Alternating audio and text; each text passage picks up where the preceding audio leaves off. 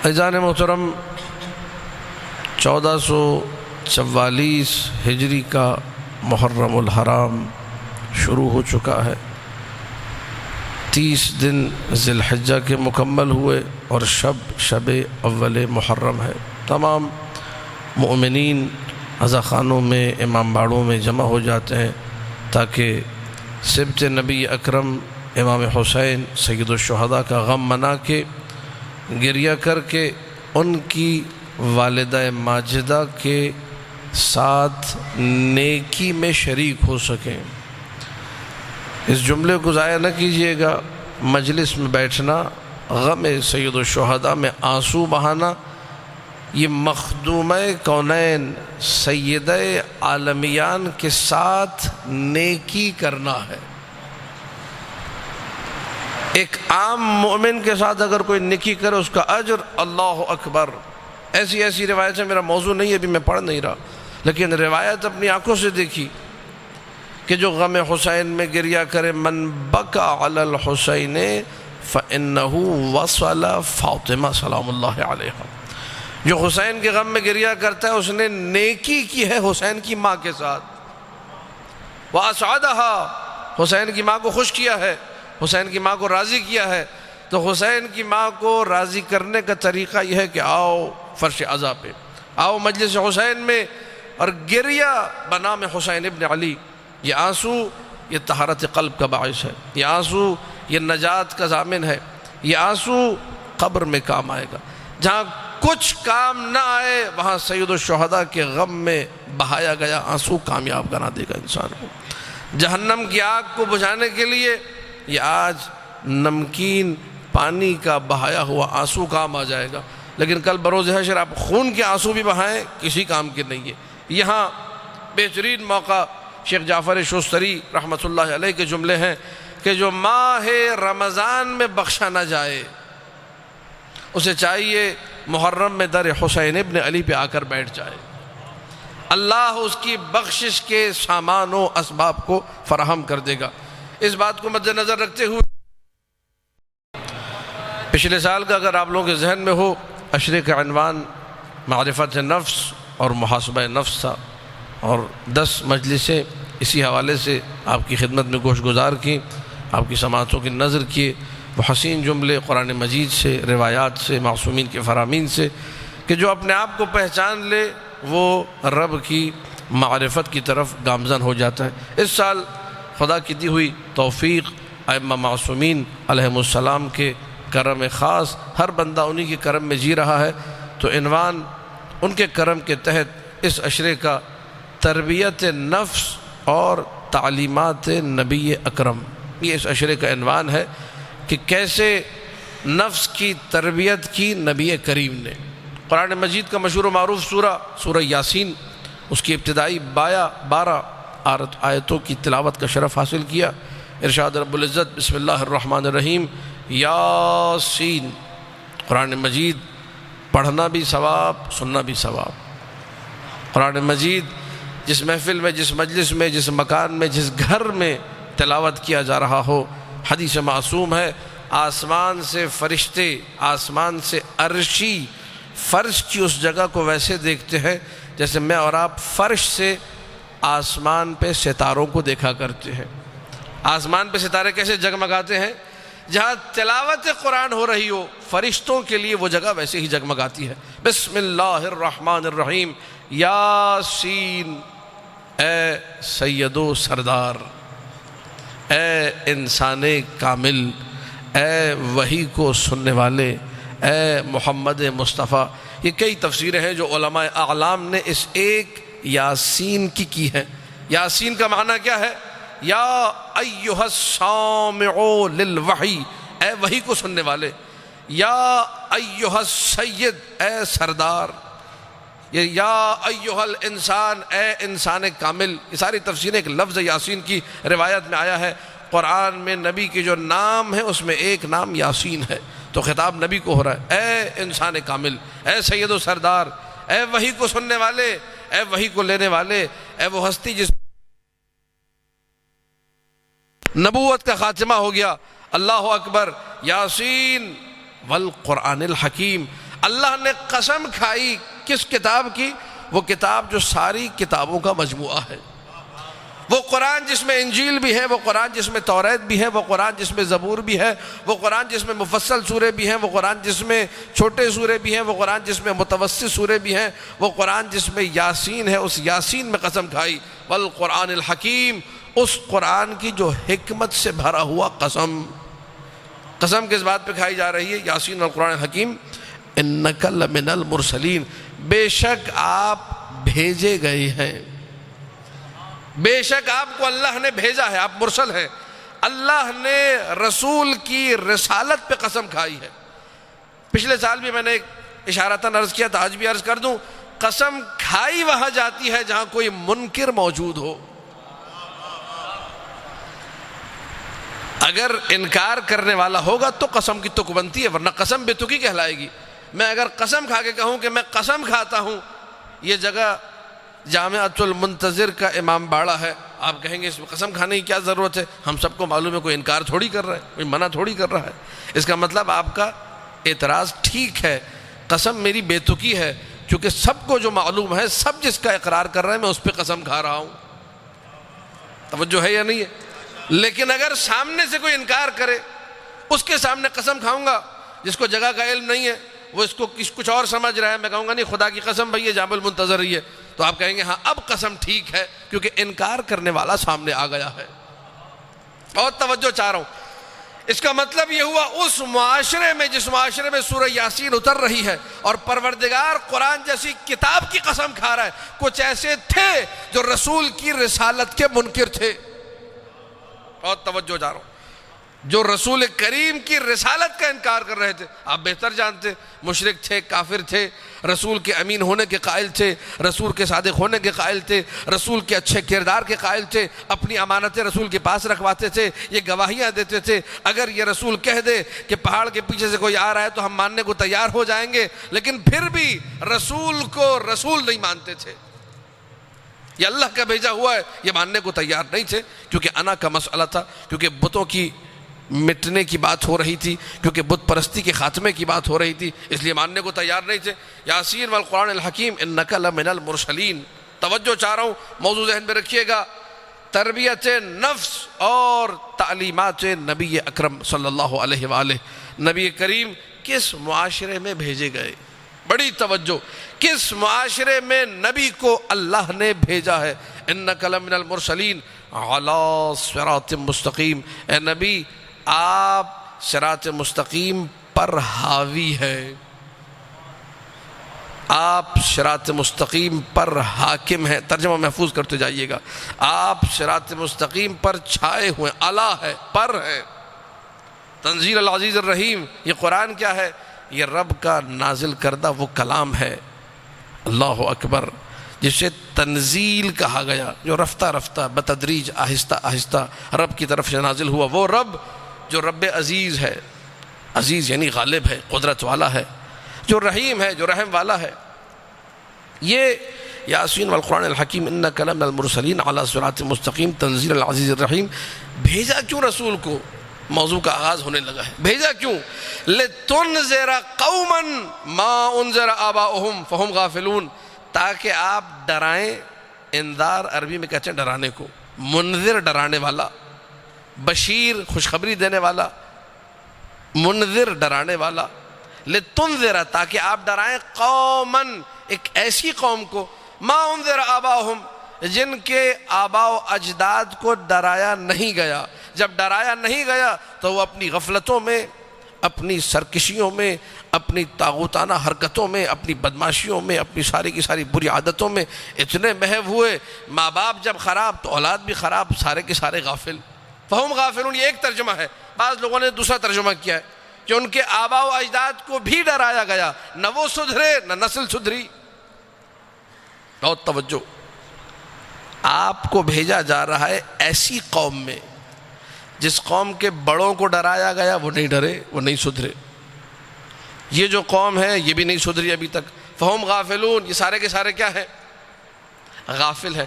اس کے بعد اللہ عجیب لب و لہجہ اختیار کرتا ہے، خدا نہ کرے کہ کسی کی توفیق سلب ہو جائے. انشاءاللہ کل اس موضوع کو مزید کھولوں گا. توفیق سلب ہونا کسے کہتے ہیں؟ توفیق کسے کہتے ہیں؟ توفیقات کا چھن جانا کسے کہتے ہیں؟ نیکیوں کی توفیق ملنا کسے کہتا ہے؟ جی مسلسل نیکیاں کرتا رہتا ہے یہ بندہ، اس بندے سے توفیق چھن چکی ہے، سلب توفیق ہو گئی ہے، یہ نیکیاں نہیں کر پاتا، یہ بڑے آسانی سے نیکیاں کر لے. اس کا معنی کیا ہے کل کی مجلس میں انشاءاللہ. لیکن آج اتنا سن لیجئے، یہ جملے خطرناک ترین جملے، ضمیر انسانی کو جھنجھوڑنے کے لیے جملے. انا جعلنا فی اعناقہم اغلالا. یہ کون لوگ ہیں؟ یہ وہ لوگ جن کے بڑوں کو ڈرایا گیا تو یہ نہیں ڈرے. عذاب الہی ان پر مکمل طور پہ واجب ہو چکا. لقد حق القول علی اکثرہم فہم لا یؤمنون. انہیں ایمان نہیں لانا، اللہ بتا رہا ہے قرآن میں. اس کے بعد کہتا ہے انا جعلنا فی اعناقہم، ہم نے ان کی گردنوں میں اغلالا غل طوق قرار دیے ہیں. فہم مقمحون، ان کے سر اوپر کو اٹھے ہوئے. میرا ساتھ دیجئے گا، ان کے سر، جس کا سر اوپر کو اٹھاؤ، طوق لوہے کا آہنی طوق گلے میں پڑا ہوا ہے، ہاتھ بھی بندھے ہوئے ہیں. یہ بالکل ایسے ہوتا ہے، نہ دائیں دیکھ سکتا ہے، نہ بائیں دیکھ سکتا ہے، نہ پیچھے دیکھ سکتا ہے، نہ سامنے نیچے دیکھ سکتا ہے. سر اوپر کو اٹھا ہوا ایسے. انا جعلنا، ہم نے ان کی گردنوں میں طوق قرار دے دیے. فہم مقمحون، ان کے سر اوپر کو اٹھے ہوئے ہیں. وجعلنا من بین ایدیہم سدا، ہم نے ان کے سامنے باڑ لگا دی ہے. ومن خلفہم سدا، ان کے پیچھے باڑ لگا دی ہے. فہم لا یبصرون، فاغشیناہم، ہم نے ان کو اندھا کر دیا. فہم لا یبصرون، اب انہیں دکھائی بھی کچھ نہیں دیتا. اللہ کہہ رہا ہے. کیا کہہ رہا ہے؟ اب ذرا پھر سے سنتے جائیے آیات مجیدہ کو. دیکھیے اللہ اس قوم کی کتنی حقارت بیان کر رہا ہے، اس قوم کی کتنی پستی و بدبختی کو بیان کر رہا ہے. یہ قوم کیسی قوم؟ بڑوں کو سدھارنے کی کوشش کی گئی، نہیں سدھرے. یہ لوگ بھی نہیں سدھرے، ایمان لانے والے نہیں ہیں. عذاب ان پر پکا ہے. گلے میں ہم نے ان کے طوق ڈال دیے، سر اوپر اٹھا ہوا ہے. یہ کبھی بھی ہدایت کے رستے پر نہیں آئیں گے. ان کے سامنے بھی ہم نے باڑ لگا دی، پیچھے بھی باڑ لگا دی، ان کو اندھا کر دیا، انہیں کچھ دکھائی نہیں دے گا. اے نبی سواء علیہم انذرتہم ام لم تنذرہم لا یؤمنون. تمہید میری مکمل ہونے لگی ہے. اے نبی آپ انہیں ڈرائیں یا نہ ڈرائیں، بات برابر ہے، انہوں نے سدھرنا نہیں ہے. دیکھیے قوم کی کتنی بدبختی بیان کی ہے. بڑے نہیں سدھرے، یہ نہیں سدھرے، غافل یہ ہیں، پست یہ ہیں، ایمان یہ نہیں لائیں گے. عذاب ان کے لیے پکا ہے. گردن میں طوق ان کی ہے، نظر ان کو نہیں آتا، اندھے یہ ہیں، راہ ہدایت سے دور یہ ہیں. ڈراؤ بات برابر، نہ ڈراؤ بات برابر. توجہ چاہ رہا ہوں، اللہ نے ایسے پست ترین معاشرے میں عبداللہ کے لال مصطفیٰ کو بھیجا. اس نے وہ کمال دکھایا. انہی لوگوں میں سے کسی کو ابو ذر بنایا، کسی کو مقداد بنایا، کسی کو سلمان بنایا. ایسے ایسے ہیرے اسی معاشرے میں سے جو نکال کر بشریت کے حوالے کرے، اسے مصطفیٰ کہتے ہیں. اللہ اکبر، اللہ اکبر. یا علی، علی مولا، علی مولا. توجہات ہے یا نہیں ہے؟ دیکھیے یہ شیعہ قوم پہ ایک اعتراض ہوتا ہے کہ یہ لوگ مقام مصطفیٰ کم پڑھتے ہیں یا بالکل نہیں پڑھتے. تو آج الحمدللہ مجلس کا آغاز ہی عظمت مصطفیٰ سے ہو رہا ہے، صلوات اللہ وسلامہ علیہ. اتنے قرآن ہے. دیکھیے میں نے حدیث تو ابھی کوئی پڑھی نہیں ہے، قرآن کی آیتیں پڑھی ہے. اللہ نے بیان کیا ہے کتنی گندی قوم ہے یہ، جس نے نہ سدھرنے کی قسم کھائی بھی کہ جی ہم نے نہیں سدھرنا. ڈھیٹ قوم، بدترین قوم، پسترین قوم. یہ لوگ ایمان نہیں لائیں گے، یہ لوگ نہیں سدھریں گے، ان پہ عذاب پکا ہو چکا ہے. یہ ایسے، یہ ایسے، یہ ایسے. اس نبی نے اللہ اکبر ایسے معاشرے سے جب ہیرے نکال کے دیے تو اب یقین آتا ہے تعلیمات نبی اکرم پر، جس نے نفس کی ایسی تربیت کی. اللہ اکبر. یہ واقعات میں ذکر کروں گا انشاءاللہ آنے والی مجالس میں کہ کون کون سے لوگ بدترین ادوار میں تھے، نبی نے ان کو کیسے بہترین بنا دیا. دیکھیں جب یہ بات واضح ہو جائے گی تو سمجھ میں آئے گا نا کہ ہم نے برے سے نفرت نہیں کرنی، برائی سے نفرت کرنی ہے. یہ نبی کریم کی تعلیم ہے. برے سے نفرت مت کرو، برائی سے نفرت کرو. اچھے اچھے مشرکوں کو جو اپنے شرک میں پکے تھے، بڑے سے بڑے کافروں کو جو اپنے کفر میں پکے تھے، وہ جنہوں نے اسلام نہ لانے کی قسمیں کھائی ہوئی تھی کہ ہم کبھی مسلمان نہیں ہوں گے، جو چیلنج کرتے پھر رہے تھے کہ ہمیں مسلمان کر کے دکھائے، نبی نے ان کو کلمہ پڑھوا کے اپنی صداقت کا لوہا بنوایا. نبی نے ایسوں کو تبدیل کر کے بتایا کہ یہ واقعاً اشرف الانبیاء کا کام ہے، افضل الانبیاء کا کام ہے۔ اللہ اکبر، ایسے بدترین لوگوں میں نبی نے قدم رکھا۔ اللہ نے ایک جملہ کہا کہ انما تنذر من اتبع الذکر وخشی الرحمن بالغیب فبشرہ بمغفرۃ واجر کریم۔ ہم لوگوں کو آسرا مل گیا اس آیت سے، ہم لوگوں کو تھوڑی سہارا مل گیا اس آیت سے، ہم لوگوں کو دل آسائی ہو گئی، دل تھوڑا مطمئن ہو گیا۔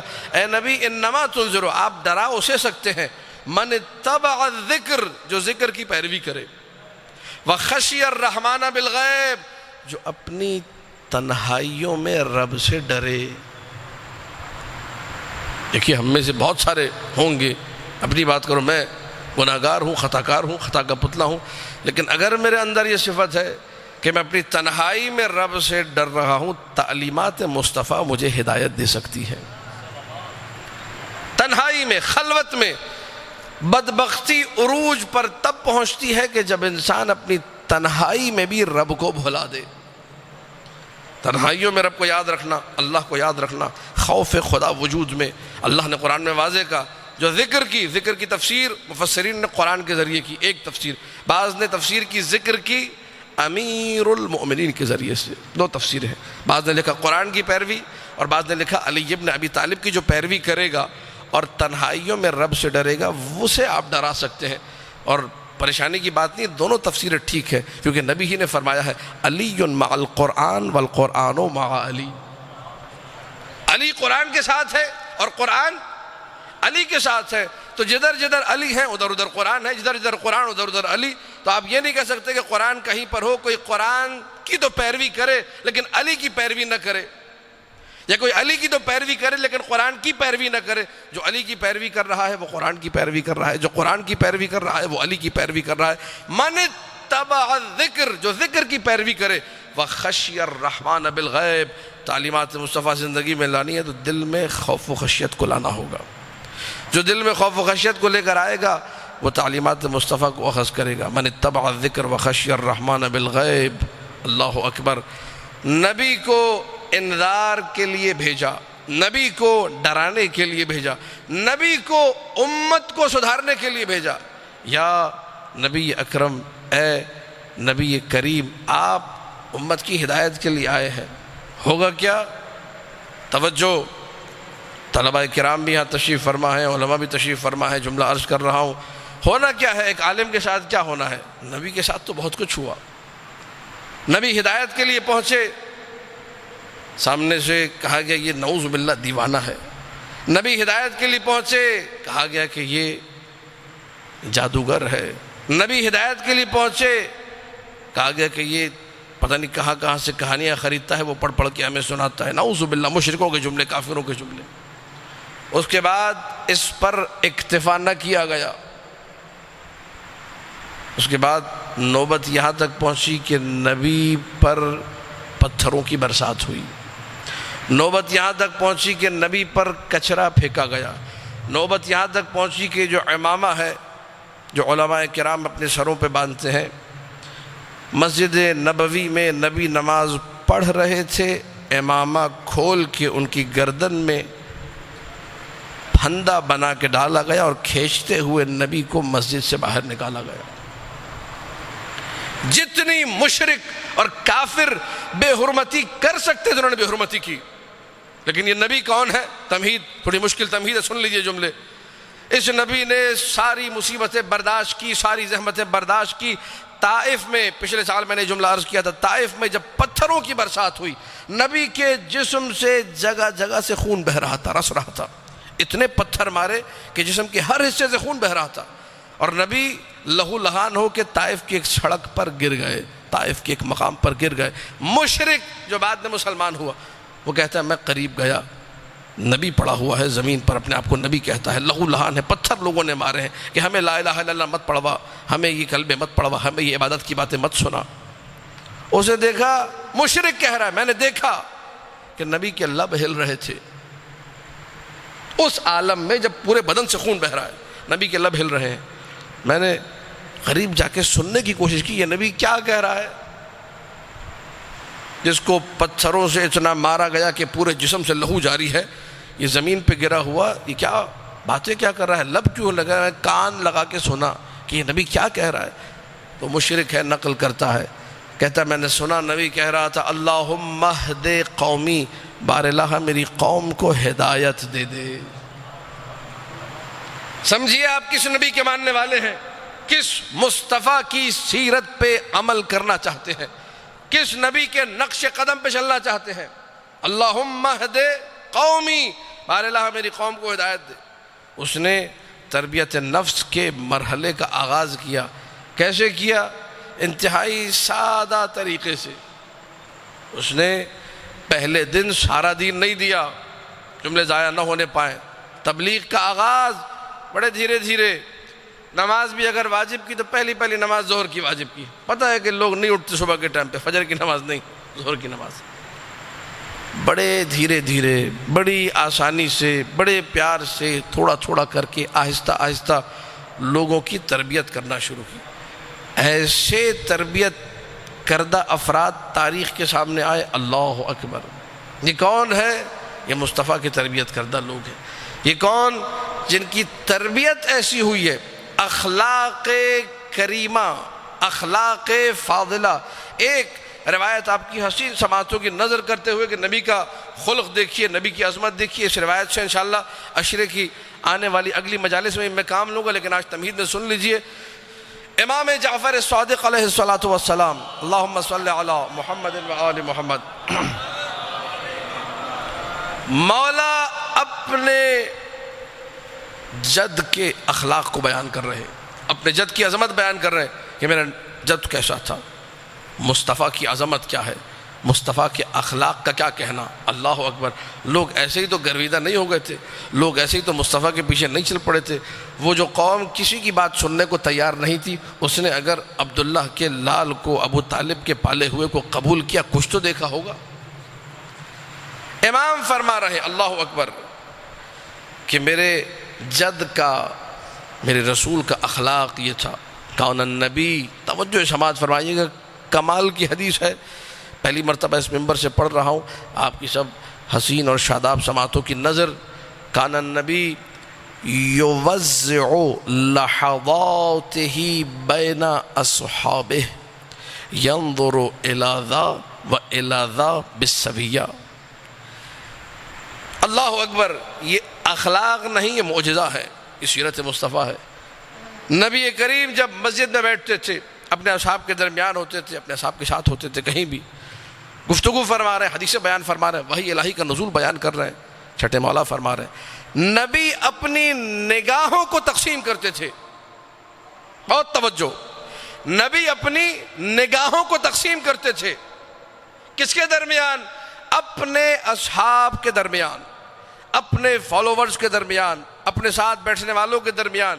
کبھی اس کو دیکھا، کبھی اس کو دیکھا، کبھی اس کو دیکھا، کبھی اس کو دیکھا۔ ہر ایک کو نبی کریم اپنی نگاہ سے منور کرتے تھے، ہر ایک نبی کی نگاہ سے بہرمند ہوتا تھا۔ یقین جانیے میں بہت ہی چھوٹا ہوں، آپ سب کا نوکر، آپ سب کا خادم۔